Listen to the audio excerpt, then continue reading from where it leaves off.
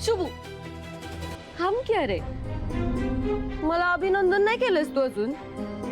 काय झालं? गप कायस रे? हा बरोबर आहे, मी जिंकलो ना म्हणून गप आहेस. खरं सांगू शुभू, ते काम का नाही लई किरकोळ होतं बघ, पण तुझ्या बिंडोक श्रावणी मॅडमला ते बी जमलं नाही. मी पण कुळ्यागत बोलायला लागलोय. कसं जमल तिला? तू नव्हतास ना तिच्या संगट. इतर वेळेस तू तिच्या संगट असतोस म्हणून जिंकते ती. स्वीटे, काय मुद्दाम करायलीस ग? मुद्दाम कुठं आत्या? मी जिंकलोय ना हा, त्याचाच आनंद साजरा करायला लागलोय.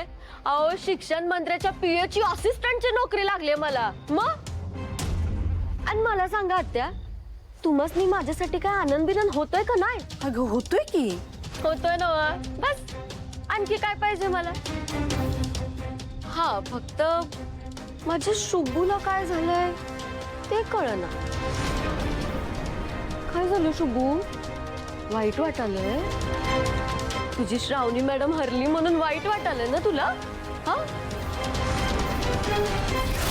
आत्या, आता तरी शुभूला कळलं पाहिजे का नाही की स्वीटी काय चीज आहे ते? हा,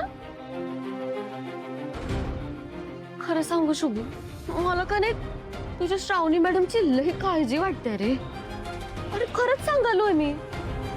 बरं आहेत ना तुझ्या मॅडम?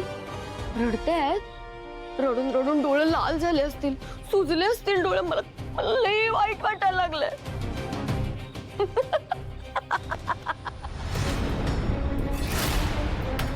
कसं हरवलं तू मग दोघांनी? हा, ते बी तुझ्या नाकावर टिचून. बोललो होतो का नाही तुला, हा टास्क मीच जिंकणार? आपलं असंच असतंय रे.